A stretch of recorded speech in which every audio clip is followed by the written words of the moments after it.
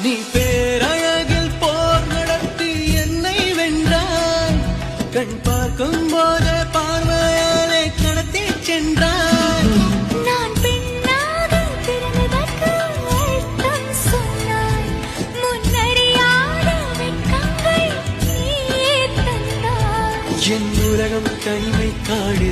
நீ வந்தாய் பூக்களோடு. இனி தொடரும் கனவுகளோடு. பெண்ணே பெண்ணே